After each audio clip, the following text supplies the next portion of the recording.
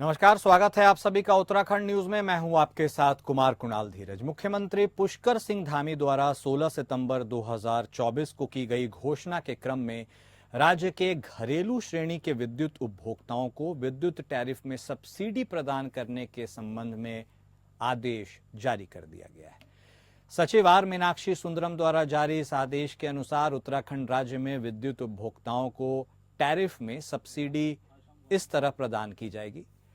इसमें आच्छादित क्षेत्र के घरेलू श्रेणी के ऐसे विद्युत उपभोक्ता जिनका मासिक विद्युत उपयोग 200 यूनिट तक है, उन्हें दरों में 50% की सब्सिडी दी जाएगी।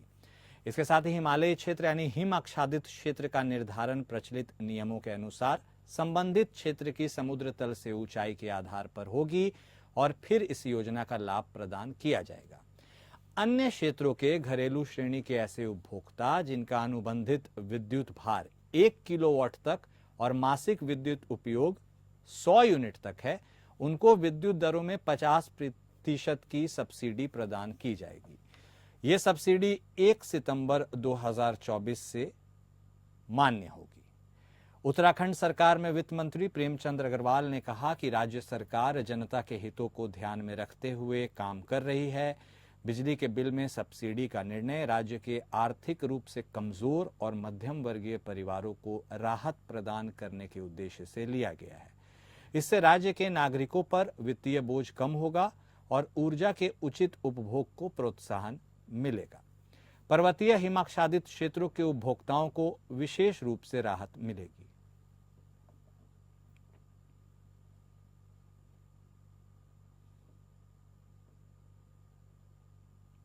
तो बिजली सब्सिडी को लेकर आखिरकार आदेश जारी कर दिए गए हैं। कैटेगरी वाइज इसे बांटा गया है और इसमें 2 कैटेगरीज बनाई गई हैं। एक तो हिमालय क्षेत्र के अनुसार जो भी एक लोग उसके अंतर्गत आएंगे वह योजना तैयार की जाएगी ऊंचाई के आधार पर, और दूसरा जो इससे इतर अन्य लोग हैं जो 100 वाट तक ही कंजम्पशन करते हैं उन्हें 50% की सब्सिडी दी जाएगी। हिमालय क्षेत्र के लिए यह 200 यूनिट तक के लिए लागू होगी।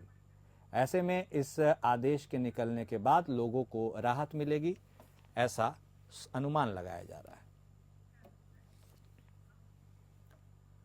वहीं राजधानी देहरादून की जनता को दिनों दिन बढ़ती ट्रैफिक की समस्या से निजात दिलाने के साथ ही सचिवालय के विस्तारीकरण और भविष्य की आवश्यकताओं के लिहाज से उत्तराखंड शासन अब राजधानी के एक नामी स्कूल की भूमि पर बड़ा एक्शन लेने जा रहा है।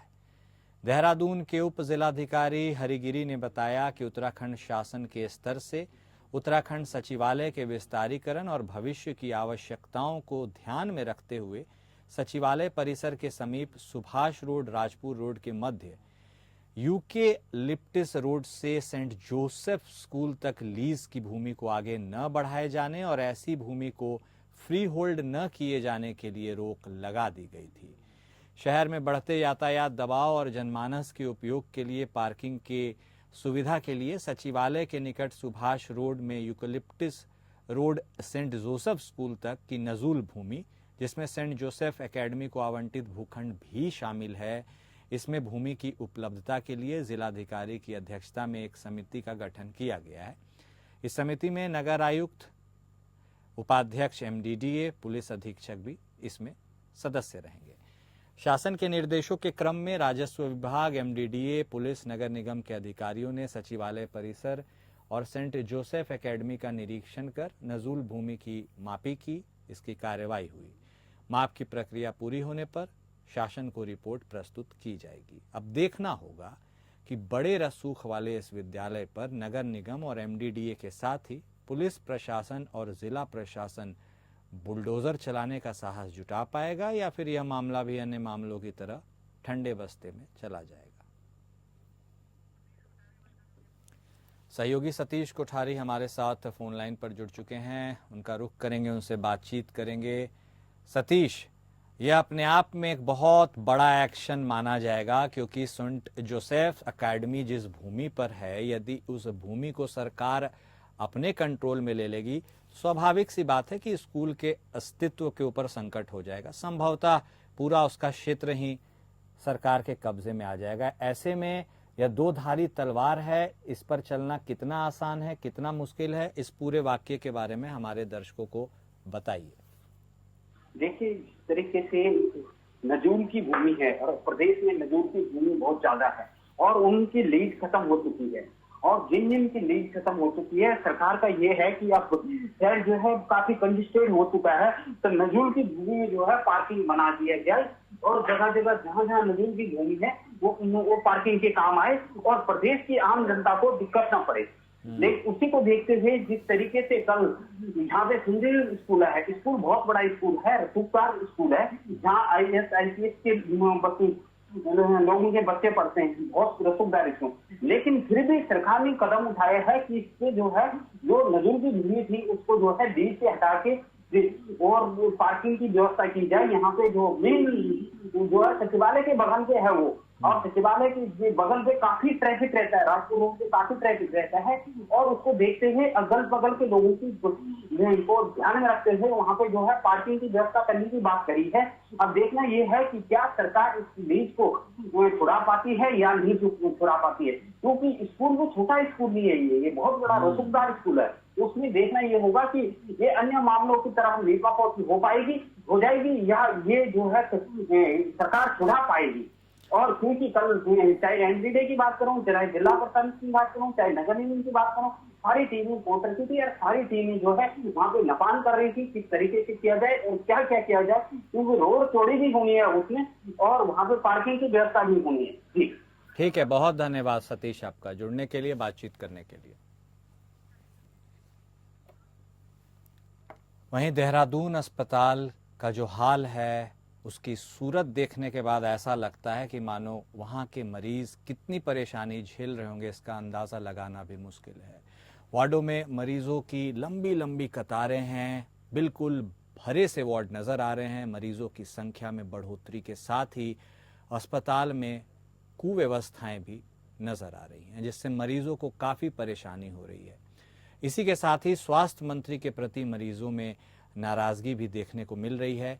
इसी पर बीजेपी प्रदेश प्रवक्ता कमलेश रमन ने कहा है कि इस समय इस प्रकार की बीमारियां काफ़ी ज़्यादा होती हैं और दून अस्पताल काफ़ी बड़ा अस्पताल है।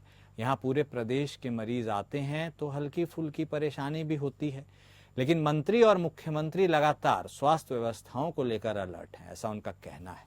और किसी मरीज को दिक्कत का सामना ना करना पड़े, इसके लिए सरकार लगातार कार्य कर रही है। लेकिन यदि इतना बड़ा यह अस्पताल है तो फिर व्यवस्थाएं भी बड़ी होनी चाहिए, इंफ्रास्ट्रक्चर भी बड़ा होना चाहिए और डॉक्टर्स की फोर्स भी।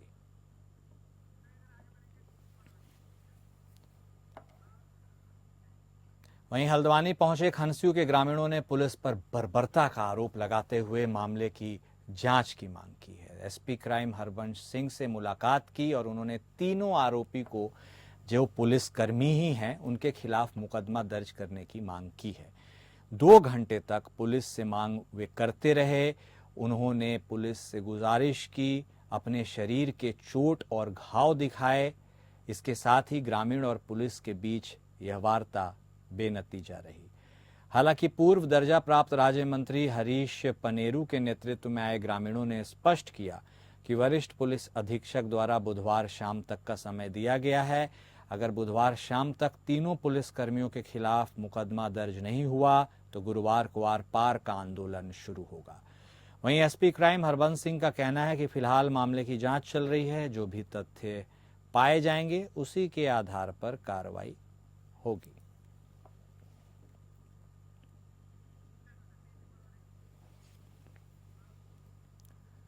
उत्तराखंड किसान मोर्चा संगठन के किसान अपनी मांगों को लेकर 21 दिन से रुड़की के ज्वाइंट मजिस्ट्रेट ऑफिस के बाहर धरने पर बैठे हैं। किसानों का कहना है कि जिला हरिद्वार के किसान बहुसंख्यक वहां पर हैं, इनकी संख्या सबसे ज्यादा है, इसलिए यहां पर स्मार्ट मीटर न लगाया जाए, क्योंकि किसानों का भुगतान होने में 1 से 1.5 साल लग जाता है। वहीं बढ़ेरी राजपूताना अंडरपास की मांग भी उन्होंने की। इसके साथ ही सुलानी नदी का पुल, जिस पर लगभग 1.5 साल से बड़े भारी वाहनों की आवाजाही बंद है, किसानों के ट्रैक्टर, ट्रॉली और स्कूलों के वाहनों को 15 किलोमीटर का लंबा चक्कर काट कर आना पड़ रहा है। इसलिए इस पुल का कार्य जल्द से जल्द शुरू किया जाए। किसानों ने कहा कि जब तक सरकार उनकी ये मांगे पूरी नहीं करती तब तक धरना जारी रहेगा।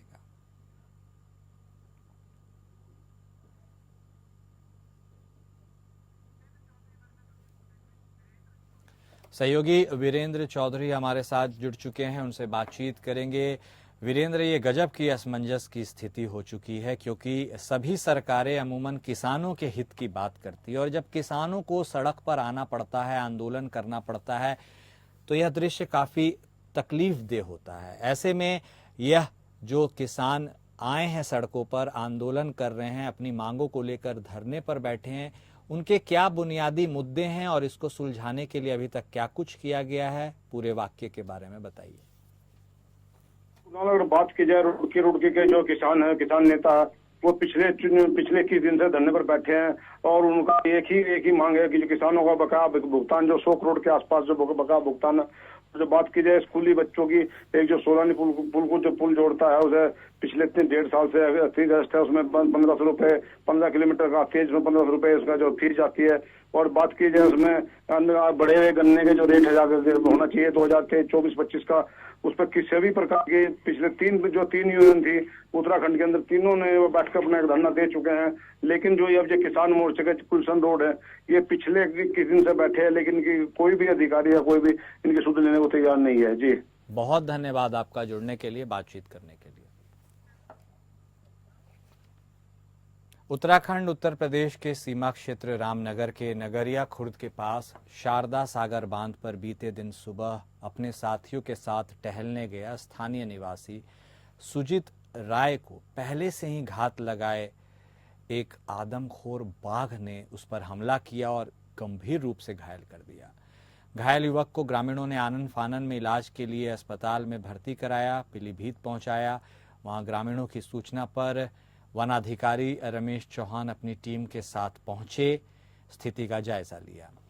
सतर्कता बरतते हुए बांध रोड पर दोनों तरफ से आवाजाही बंद कर दी गई, लेकिन शाम को लगभग 6 बजे बाघ फिर से रोड पर आ गया, जिसके चलते ग्रामीणों के शोरगुल मचाने पर शारदा सागर के किनारे वह जाकर झाड़ियों में छुप गया। ग्रामीणों के अनुसार बाघ रात को लगभग 8 बजे घटनास्थल से हटकर गांव की तरफ आया। वहीं वन विभाग की टीम मौके पर मॉनिटरिंग कर रही है और बाघ के सुरक्षित स्थान पर चले जाने का इंतजार कर रही है। ग्रामीणों में भय और दहशत का माहौल बना हुआ है। उन्होंने आशंका जताई है कि बाघ कभी भी कोई बड़े कांड को अंजाम दे सकता है। इसके साथ ही वन विभाग के खिलाफ ग्रामीणों में भारी आक्रोश देखने को मिला। आक्रोशित ग्रामीणों ने वन विभाग पर लापरवाही का आरोप लगाया, उनके खिलाफ नारे भी लगाए। देहरादून में अस्थायी अतिक्रमण पर दून पुलिस का डंडा चला है। पटेल नगर क्षेत्र में अस्थायी अतिक्रमण और बाहरी व्यक्तियों के सत्यापन के लिए दून पुलिस ने अभियान चलाया। मार्गों के किनारे अस्थायी रूप से अतिक्रमण कर लगाई गई ठेले विरुद्ध पुलिस एक्ट में चालान हुआ। दुकानों में काम कर रहे नौकरों के सत्यापन न कराने वाले दुकानदारों के खिलाफ पुलिस एक्ट के अंतर्गत चालान किया गया। अभियान के दौरान क्षेत्र में घूम रहे 20 संदिग्धों को भी पुलिस थाने लेकर आई और सत्यापन की कार्रवाई की गई।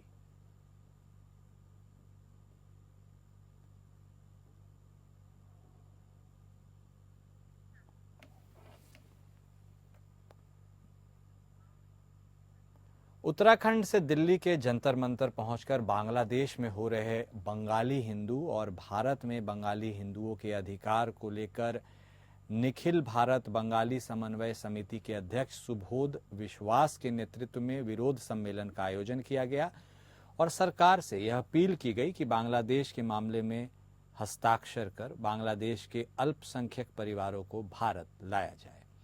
वहीं विश्व हिंदू बंगाली एकता मंच के संस्थापक सुब्रत कुमार विश्वास ने कहा कि बांग्लादेश में रहने वाले बंगाली हिंदू, क्रिश्चियन, सिख और चकमा जाति के लोगों को सुरक्षा दी जाए और भारत के हर राज्य में बंगाली समाज के लोगों को एक कानून के तहत अनुसूचित जाति का दर्जा दिया जाए।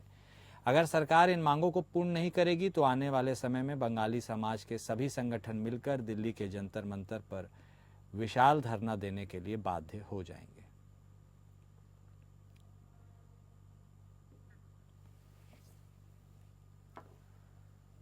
जसपुर क्षेत्र में बदमाशों के साथ पुलिस की मुठभेड़ हो गई, जिसमें कई राउंड फायरिंग हुई। उधम सिंह नगर पुलिस और लूट की घटना के आरोपी के बीच कोतवाली जसपुर क्षेत्र में मुठभेड़ हुई। कोतवाली जसपुर क्षेत्र में रात लगभग 2 बजे पुलिस और बदमाशों के बीच चेकिंग के दौरान हुई इस मुठभेड़ में दिलशाद नाम के अपराधी को गोली लग गई, जिसे हायर सेंटर रेफर किया गया। मुठभेड़ के दौरान एक पुलिस कांस्टेबल भी घायल हुआ। कोतवाली जसपुर क्षेत्र में आरोपियों द्वारा लूट की घटना को अंजाम दिया गया था, जिसमें जसपुर में FIR पंजीकृत किया गया था। इसके बाद SSP मणिकांत मिश्रा के निर्देश पर पुलिस लूट की घटना के लिए आरोपियों की तलाश कर रही थी।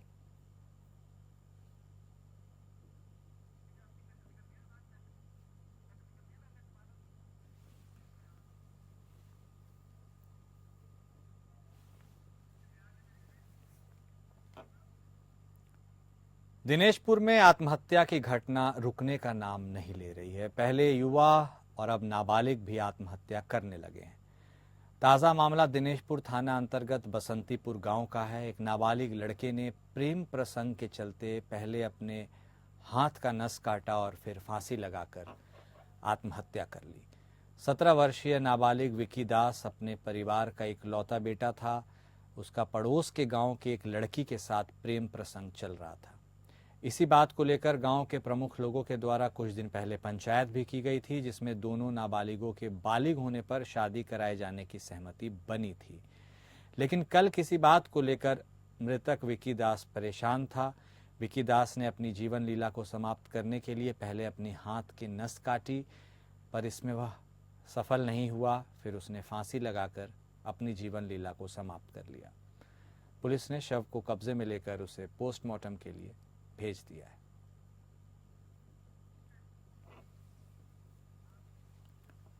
देहरादून पुलिस पैरोल जंपर्स को ढूंढ कर अब सलाखों के पीछे पहुंचा रही है। पैरोल जमकर फरार चल रहे चर्चित किडनी कांड के मुख्य अभियुक्त अमित राउत को दून पुलिस ने गिरफ्तार कर लिया है। अभियुक्त स्वास्थ्य संबंधी कारणों के चलते न्यायालय से पैरोल प्राप्त कर बाहर आया था, लेकिन निर्धारित समय में जिला कारागार में आत्मसमर्पण न कर वह फरार हो गया था। अभियुक्त द्वारा पैरोल जम करने पर न्यायालय ने वारंट जारी किया था, जिसके बाद पुलिस ने उसे गिरफ्तार कर लिया।